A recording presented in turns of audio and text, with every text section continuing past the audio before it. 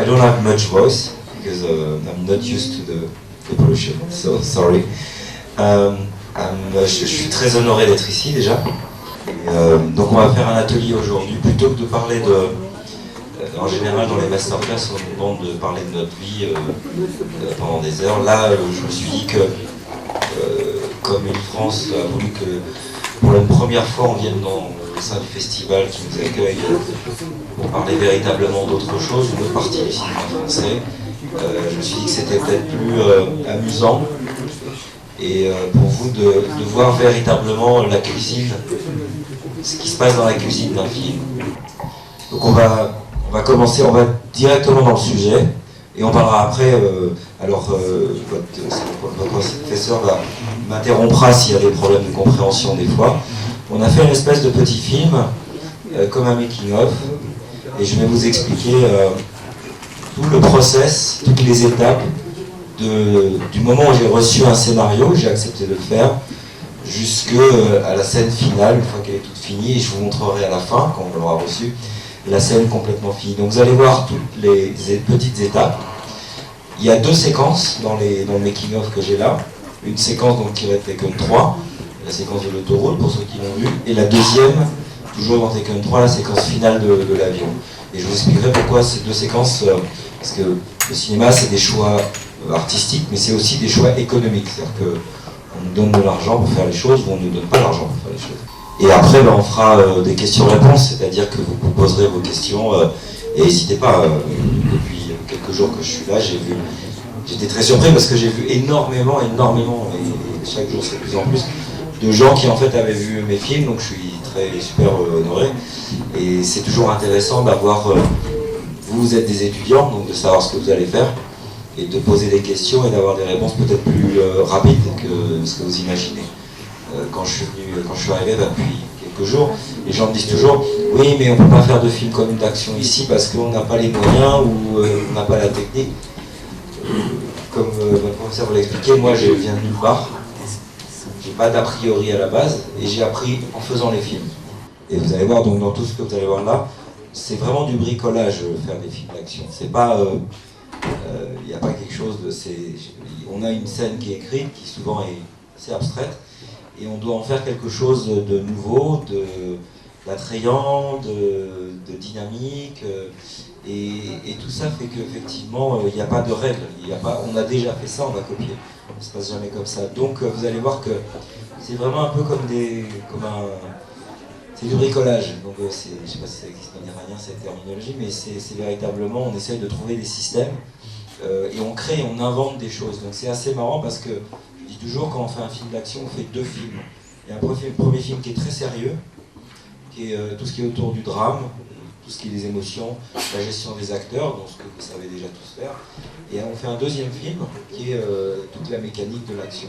Donc il faut être suffisamment schizophrène pour pouvoir passer de l'un à l'autre et faire rentrer de l'émotion dans l'un, faire rentrer du danger dans l'autre et utiliser effectivement ces 2 films et faire qu'à la sortie ce soit un seul film. Donc, une fois qu'on a mis en place toutes ces choses très pratiques et très techniques, les effets spéciaux commencent à arriver. Là par exemple, on a une voiture 3D. Donc c'est la voiture que vous voyez avant, qui est en vrai, en bas là. On fait une voiture 3D parce qu'en fait, on doit souvent effacer les ombres, enfin les reflets des caméras sur la voiture. Donc c'est pour ça qu'on a toujours sous la main, on sait qu'on va avoir la voiture 3D parce qu'il est plus facile de remplacer effectivement une voiture en mouvement en 3D.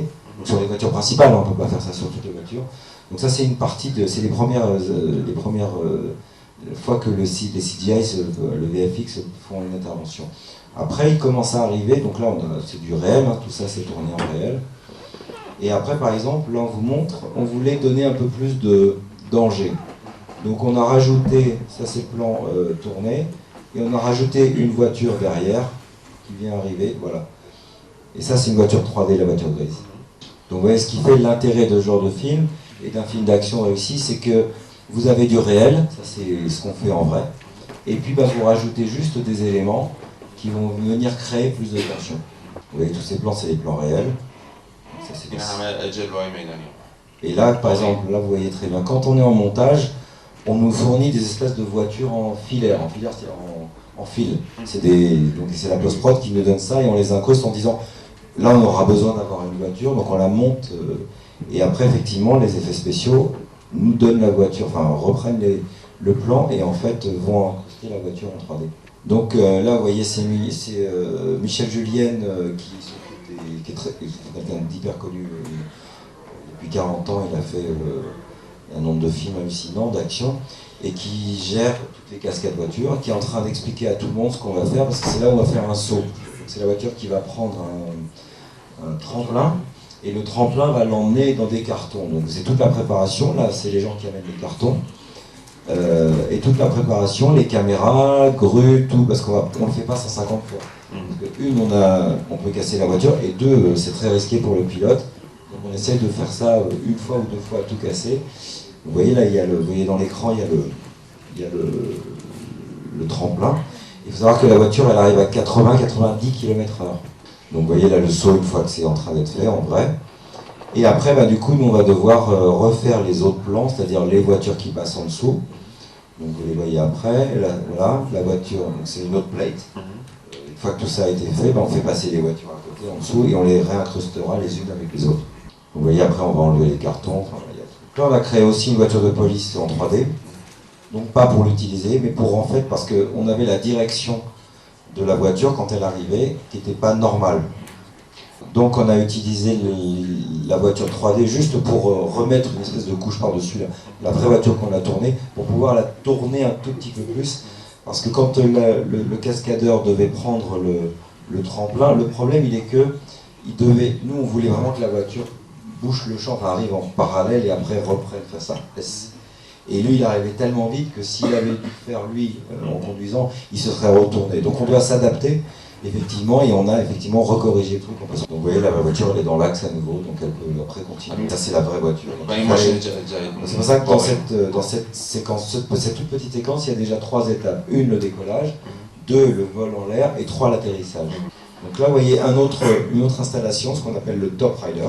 Donc on met la conduite de la voiture, le vrai cascadeur conduit la voiture au-dessus. Ce qui nous permet de mettre les comédiens à l'intérieur de la voiture, et même de pouvoir avoir des caméras à l'intérieur, et d'avoir les comédiens qui font semblant de conduire au milieu des vraies cascades. Parce que vous voyez à l'avant, là, c'est de la lumière plus des caméras. Donc imaginez que s'il y avait un vrai conducteur, et surtout le comédien qui n'est pas censé être un cascadeur, c'est impossible de conduire, et encore plus de conduire à travers un flux de voiture. Les conduites à travers les voitures en 3D, donc là je vous passe ça parce que vous avez compris. On a des vraies voitures et des voitures en 3D. C'est notre cascade avec un camion qui vient juste après. Donc là, vous voyez toujours le même process, storyboard, dessin par dessin, ce qu'on veut faire, donc réunion, toujours le même process. Et là on a créé effectivement un camion où on puisse, comme le camion se met en portefeuille pour barrer la route, on a créé un camion avec une direction à l'arrière de façon à ce qu'on puisse contrôler et faire la cascade et contrôler ça c'est le SFX qui fait ça, contrôler l'angle de la remorque. Donc vous voyez la roue là, la roue elle bouge, il y a quelqu'un qui la conduit véritablement. Voilà. توی اون تاپ رایدری که دیدیم میخوام این سوء تفاهم ایجاد نشه. توی تاپ رایدر بدلکار توی ماشین نیست، بازیگرای اصلی توی ماشینن. این چون ممکن توی توضیحات اینطوری به نظر رسید. برای اینکه بازیگرا در واقع حواسشون به رانندگی اصلا پرت نشه و بازیشون و اون ارتباط بین خودشون و ترس از تصادف و اینها رو به خوبی اجرا بکنن، یه راننده بالای ماشین هست که ماشین رو داره میبره، اون فقط در واقع فرمان دنده و اینا کلا مجازیه. بنابراین کسایی که تو ماشینن بدلکار نیستن، بازیگرای اصلیه. C'est-à-dire qu'avec le Top Rider, on peut mettre les vrais comédiens dans la voiture. Parce que quand vous avez Liam Neeson, effectivement, il ne faut pas le casser parce qu'il est très cher. Donc là, par exemple, c'est le début de la cascade. Le camion, effectivement, là, c'est plusieurs étapes. Donc là, on a une autre remorque avec juste un petit chariot pour venir casser. Donc c'est toujours plusieurs étapes, c'est découpé en morceaux pour venir casser le divider. Et ça, les roues, elles ne tournent plus là. C'est un truc qui est contrôlé, tu vois. C'est pas la même remorque que tout à l'heure, les roues elles sont fixes. Et c'est un petit chariot qui fait effectivement que on pousse et il va précisément, donc c'est un insert complet, et qui va précisément casser ça. Donc là on met des caméras toujours un peu partout, donc une partie des effets spéciaux, son travail c'est d'effacer les caméras que vous voyez là. Voilà. là, on est sur le vraie autoroute. Tout ce qui était avant, c'était sur le parking. Et là, sur le vraie autoroute, on va pouvoir faire vraiment un master shot de la scène où on a le camion qui se met en travers, tourné avec donc le rush arm, le quad, des caméras un peu partout. On ne fait pas non plus 150 fois. Et la voiture qui va passer juste avant, à l'arrière du camion, avant qu'il casse le divider, vous allez voir. C'est une séquence qui est très très très dangereuse à faire. Je vais vous montrer en live. Là, le camion est en travers. Vous voyez les différentes étapes des effets spéciaux. Alors, troisième étape de cette séquence, c'est l'arrière du camion va taper cette voiture-là. Donc, troisième problème, on va créer donc du coup un container et à partir de là, on va découper toutes les petites parties de la façon dont le camion va taper la voiture. Et on va faire ça, je vais vous montrer après. Donc là, on fait des essais de voiture, c'est-à-dire des essais pour voir comment. Donc on prend une grue, c'est les essais qui sont ça, ils tirent la voiture. Et là, c'est l'arrivée de la voiture. Donc c'est toujours découpé en petits morceaux. Ça, c'est les premiers essais avec des canons. C'est des canons qui propulsent la voiture, qui sont très puissants, pour avoir l'arrivée de la voiture sur le dos. Et après, il y a tout un tas de petits plans qui va venir avant d'insert pour mettre en scène. Vous voyez le nombre de gens. Donc là, il y a la voiture qui en vrai passe à côté, alors que l'autre, elle est propulsée avec un canon. Vous voyez. Donc on a mis des caméras dans des crash box au sol. Et ça, c'est la deuxième partie du départ, que vous avez vu tout à l'heure, quand la voiture, c'est le départ de la voiture. Ça, c'est le saut en l'air. Voilà. Donc, il faut toujours décomposer. Il faut être assez bon en physique quand on fait des films d'action. En physique, il faut décomposer les mouvements et essayer de comprendre comment ça peut fonctionner. Bon, à la fois, vous n'avez jamais vu une voiture dans la vraie vie partir en l'air comme ça. Donc là, c'est pour montrer par exemple qu'on a tourné des inserts sur le parking et que derrière, on est obligé de réincruster le vrai décor de l'autoroute. Voilà, il y a plein d'exemples. این چند تا مثال اینجا میتونید نگاه بکنید که چجوری توی این مرحله پشت صحنه‌های ما طراحیش انجام شده. Alors pourquoi on l'a pas fait sur le vrai autoroute? Vous allez comprendre après pourquoi. Parce qu'en fait, on ne pouvait pas abîmer le macadam de l'autoroute. Et donc vous allez comprendre pour la séquence d'après, quand le container tombe, on avait le même problème parce qu'un container ça fait 15 tonnes je crois. Et du coup, s'il était tombé sur le vrai autoroute, on a dû refaire toute la surface et là ça nous aurait coûté une fortune. Donc c'est là des fois on a des idées curieuses. On dit pour faire rouler un container, en fait, le meilleur moyen c'est de lui mettre des roues. Voilà. Là, toujours pareil, on décompose en mouvement l'action. Donc les canons qui jettent le container, qu'il y ait vraiment de la dynamique. Là que ça écrase la première voiture en vrai, parce que faire ça en post-production c'est très très très très compliqué, très long. Et ça ne marche pas intégralement. Donc c'est pour ça qu'on préfère le faire en vrai. Ça coûte. Donc là après, un film d'action c'est vraiment comme un puzzle. Là par exemple on était rentré à Paris, donc ça fait 3 mois qu'on avait tourné la séquence, et il a fallu tourner des petits bouts de plans de gens, donc on a pris des éléments des gens de l'équipe, pour avoir des formes qui passent devant les voitures, des gens qui s'échappent. Donc là vous voyez comment on a créé les containers, c'est pas hyper intéressant, mais les textures, de façon à effectivement, parce que là comme il y avait les roues, il fallait les enlever, donc on a repris le vrai container. On a mis la texture du vrai container et on a redéplacé de façon à ce qu'on puisse avoir les impacts sur le sol. Voilà. Tac. Parce que là ça roule et après du coup on avait vraiment, on enlève les roues peu à peu et on a l'impact petit à petit et un container qui roule réellement, enfin qui roule mais qui tape le sol. Voilà.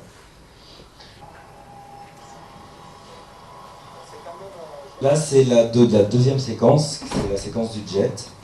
Donc c'est, pour vous expliquer simplement, pareil, storyboard, dessin, croquis. C'est un jet qui s'en va avec la fille de Brian Mills, qui est enlevé, et lui avec une voiture, avec une Porsche, il va couper le train d'atterrissage, il va stopper le jet. Voilà. Donc quand on lit le truc, on se dit, un avion on a plusieurs solutions pour faire ça. Première solution, on fait un avion en 3D, ça coûte très très très très cher. Deuxième solution, on se dit on va construire une maquette, tout en bois ou en plastique, et ça coûte encore très très cher. Et la troisième solution était de se dire, on va trouver dans une casse, là où il y a des vieux avions qui ne servent plus, des ruines d'avions, et on va les rendre un peu plus sexy, et on va les utiliser, et c'est ce qu'on a choisi, parce que ça va nous coûter 5 fois moins cher.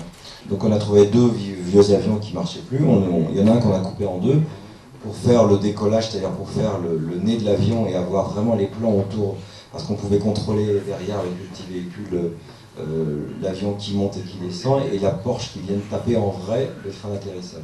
Donc là, vous voyez ce que ça donne.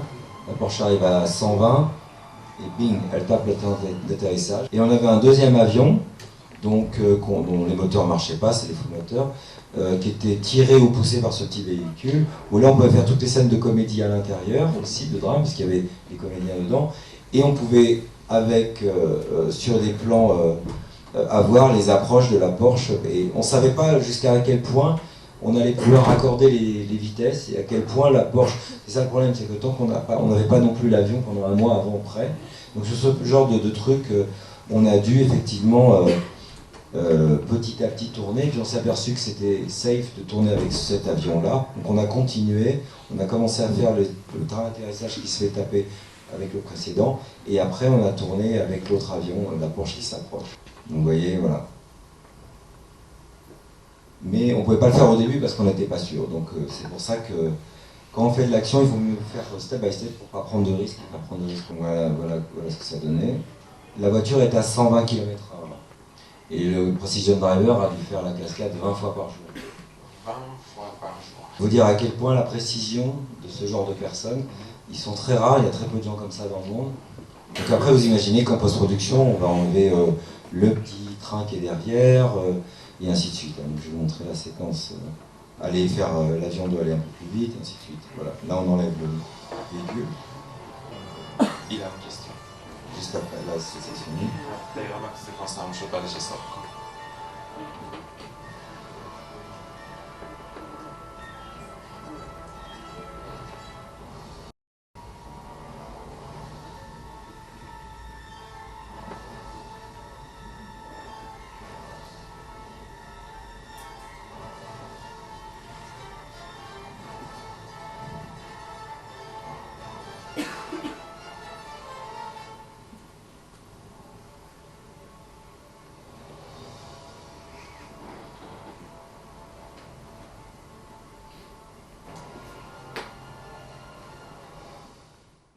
Dit, en fait, vous avez acheté ces deux avions ruinés, ces avions... Alors, c'est un peu plus compliqué que ça. En fait, une ruine d'avion, c'est tout encore plus. Le problème, c'est qu'on n'a pas le même argent qu'un film américain. C'est-à-dire qu'un Bourne, c'est 80 millions d'euros, 100 millions d'euros. Nous, on fait les mêmes films avec 20 millions d'euros, donc avec 4 à 5 fois moins d'argent. Et on doit faire la même chose. Donc c'est pour ça qu'on est plus créatif et qu'on essaie de trouver des solutions. Donc par exemple, sur cet avion, si on avait dû faire en 3D, c'était à peu près 1 million d'euros. Si on avait dû faire une maquette, c'était à peu près 850 000 euros. Et là, acheter les avions, ça a coûté 250 000 euros. Et le truc qu'on a réussi à faire, c'est qu'on a eu la chance de trouver une école d'ingénieurs. Et comme en fait on a fait travailler les ingénieurs de cette école, la région en fait nous a racheté les avions, à nous, le même prix qu'on les avait payés. Donc en fait ça nous a rien coûté à la sortie. On arrive effectivement à faire des choses assez impressionnantes parce que les volumes d'argent, on arrive à les répartir sur d'autres séquences et on a besoin de cet argent. C'est pour ça que quand on fait des films d'action, il faut tout le temps aussi avoir en tête ce qu'on dépense et ce qu'on peut gagner parce que c'est un peu comme dans un deal. On dit au directeur de prod de production, je te donne ça et tu me donnes ça, et il semble des fois des deals qu'on peut trouver dans le bazar. Et ça se voit, c'est bien remarquable. Pourquoi les productions préfèrent-vous pour réaliser les films car alors en plus, ça coûte gros moins cher. Déjà ça coûte moins cher et la deuxième chose c'est des films qui sont plus organiques. C'est-à-dire que les Européens ont une façon de tourner, comme on est plus bricolage, artisanal, on fait des films qui sont beaucoup plus organiques, donc ils sont plus nerveux, plus proches des gens. Le problème des Américains, c'est qu'ils s'emmerdent pas. Michael Bay, quand il fait un film, il reste à l'hôtel, il s'occupe de rien, il sort, il a 9 plateaux de près, il dit ah tiens aujourd'hui je vais tourner sur tel plateau, tel plateau. Ils sont un peu des chefs d'entreprise, il n'y a plus de création, ils ne sont pas les mains. Moi je cadre, les gens ont pu le voir, je suis sur le quad, sur la voiture. Enfin, c'est de l'artisanat ce qu'on fait encore, même si vous avez dit que par exemple dans la première étape, dans le storyboard, tout est bien détaillé, exact, et tout est décidé avant le tournage. Mais à la fin, on a dit par exemple dans la scène d'accident de Porsche avec l'avion, vous avez dit on n'était pas sûr avoir... Sauf que les plans du storyboard n'ont pas changé. C'est-à-dire qu'en fait, c'est les mêmes plans, mais sauf qu'on les a fait. On avait deux possibilités. Une possibilité très sécure, de la faire avec ce bout d'avion, et une deuxième possibilité, parce qu'on s'est dit, le problème c'est qu'on n'avait pas de chance. Si la Porsche arrivait, qu'elle tapait l'avant de l'avion, on n'a plus d'avion, on n'a plus rien. Donc c'est pour ça qu'il faut toujours faire ça step by step. Mais le storyboard en tant que tel et le découpage n'a pas changé, c'est exactement le même. C'est les mêmes plans qu'on a sortis. Après, des fois, il y a le décor qui nous impacte et qui fait qu'on ne fait pas les choses de la même façon. Parce qu'en fait, le décor est différent, le décor n'est pas comme on avait voulu. Donc du coup, on est obligé d'adapter. Ça s'est passé par exemple beaucoup sur Taken 2. Pour plein de raisons, parce qu'en Turquie c'est compliqué pour les permis de tourner. On avait le permis pour tourner à un endroit qui était sublime. J'avais tout réécrit et tout fait pour cet endroit-là. Et une semaine, enfin 10 jours avant le tournage, on nous a dit ah ben non, on ne peut plus tourner là, on a dû retrouver un autre décor et il a fallu réadapter. Donc après, on est habitué, mais ça veut dire que artistiquement, c'est plus pareil parce que et puis techniquement, ça a changé aussi. Vous avez parlé de tous les rôles pendant les films, sauf le scénariste. Est-ce que vous pouvez nous parler un peu du scénariste? Alors, le scénariste, en général, ce genre de film est écrit par Robert Mark Hamill, les quelques films qu'on a fait chez Europa, et Luc Mark Hamill, et Luc Besson. Donc c'est toujours, à la base, ces deux personnes qui ont l'idée. Et après, donc, ils ont écrit un scénario, souvent... à Los Angeles, sur une terrasse, au bord de la piscine. Et puis moi je reçois le scénario et puis je m'aperçois qu'il faut que je réécrive beaucoup de choses, que j'adapte. Que ni Robert ni Luc n'ont été dans une favela en Colombie. Ni Robert ni Luc n'ont été dans une favela, par exemple, avec les narcotrafiquants en Colombie, donc ils ne savent pas ce que c'est. Ou ils n'ont jamais été, pour l'un enfin Luc peut-être, mais ils n'ont jamais été à Istanbul, donc ils ne savent pas comment est le Grand Bazar. Comment ça fonctionne, comment les bateaux, enfin comment la vie effectivement et qu'est-ce qu'est l'Istanbul. Et puis il y a des fois il manque des choses, il y a des fois, par exemple sur Taken 3, ce qui fait la caractéristique de Taken, c'est qu'il y a toujours ce coup de fil. Il appelle il dit à la personne qui a enlevé sa fille, listen to me carefully, il lui dit si jamais je te retrouve, je te tuerai ainsi que tous tes proches, ainsi de suite. Et ce coup de fil est dans Taken 2, ce téléphone, il n'était pas dans Taken 3, et c'était pas logique parce que il venait de découvrir que sa femme était morte, et en fait, sa fille ne l'apprenait jamais, et c'est le seul lien qu'ils avaient tous les deux, donc en fait, il n'y avait pas ce coup de fil, il n'existait pas, donc c'est là effectivement où moi, en tant que metteur en scène, je dois arriver en tant que scénariste aussi et dire, attention, là il y a un moment émotionnel fort pour le reste du film qui manque. Donc que ce soit pour de l'action ou que ce soit pour du drame, il faut prendre le scénario et se l'approprier. Pour Colombiana, on a réécrit tous les dialogues du film avec Zoé Saldana, parce qu'elle vient de Porto Rico, et que le film est censé commencer en Colombie, dans un milieu colombien, et donc la façon de parler n'est pas du tout la même. Et le scénario est en constante mutation, tout le temps.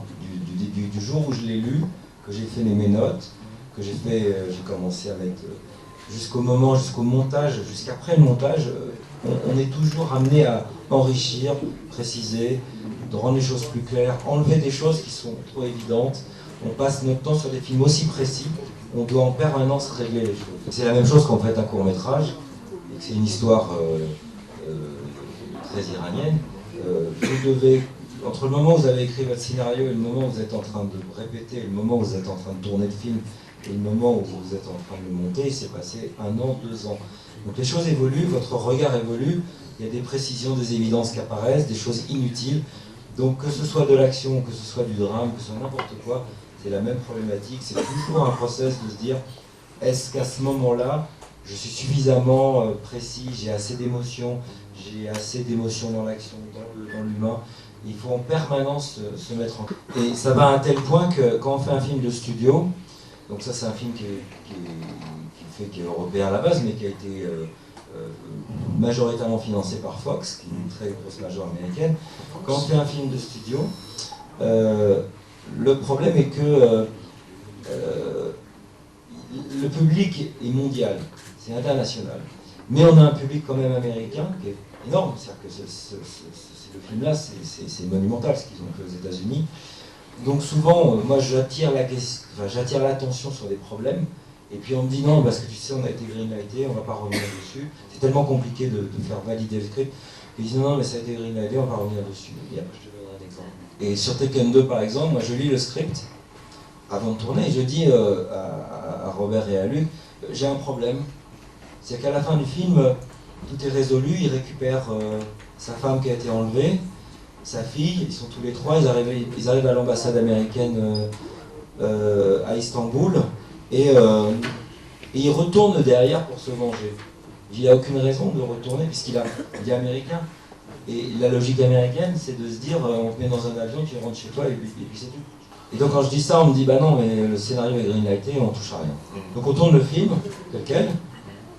Donc dans la séquence dans Taken 2, il va chercher sa femme, son ex-femme, sa fille, il s'échappe en voiture, il y a une course-poursuite qui fait une quinzaine de minutes dans Taken 2, et ils arrivent à l'ambassade, on fait tout ça.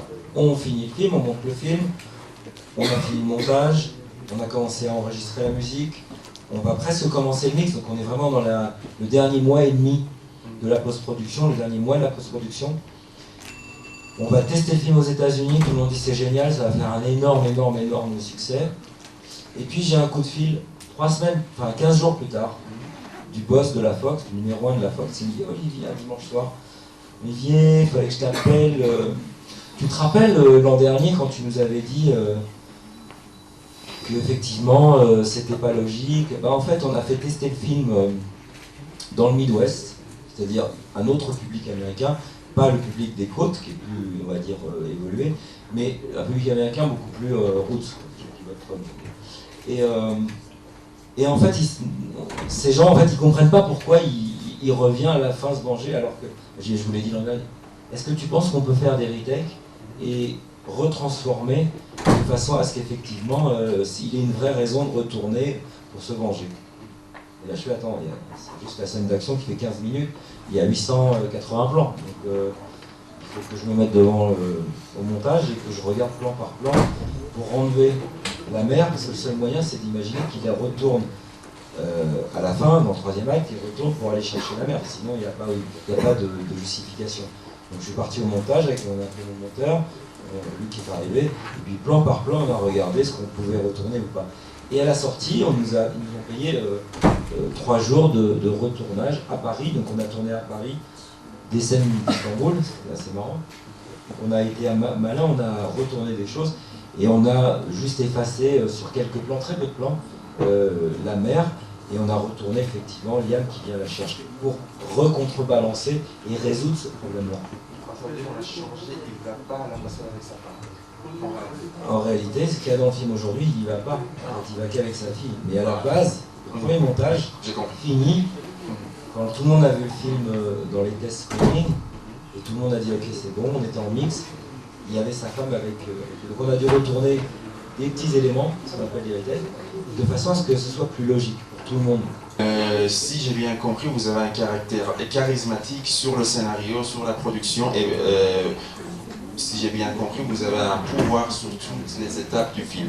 Et vous avez mentionné, vous avez une réunion avec très peu de gens, pas une grande réunion, où vous allez parler de comment diminuer l'économie du film d'une façon que plus de producteurs viennent chercher. Et dans cette étape-là, est-ce que vous choisissez la qualité des plans que vous allez faire ou bien non, la diminution du budget de film, quelles sont ça, c'est de la stratégie. Donc en fait, il faut se dire que quand on est metteur en scène, on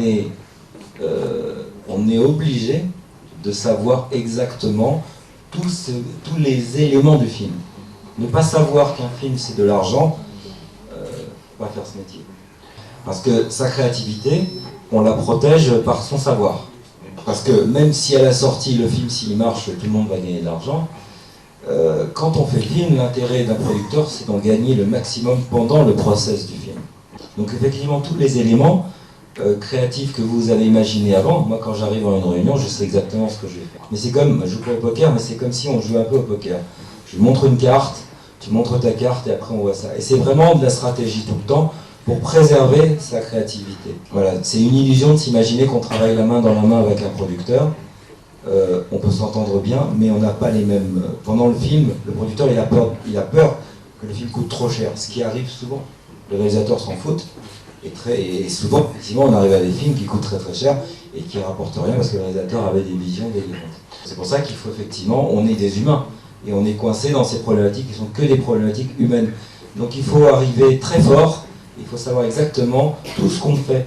C'est-à-dire que quand j'arrive sur un film, je veux être sûr que je sache tout faire, que je maîtrise tous les éléments, parce que ce que moi je veux avoir en tête, et la créativité que j'ai pu mettre à la lecture du scénario, j'ai envie le moins possible d'être frustré.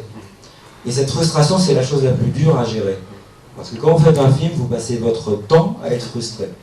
Je pense que la première partie, le premier tiers pendant la préparation est la partie la plus dure. Parce que vous avez vu des décors sublimes, vous avez imaginé des acteurs géniaux avec qui vous avez envie de travailler, puis en fait, petit à petit, les décors, c'est pas ça, mais c'est ça. Ça, c'est plus 15 voitures, c'en est 3, ou si vous avez tel comédien ou telle comédienne, ah bah, il coûte trop cher, donc ça va être un tel. Donc c'est ça tout le temps, faire un film.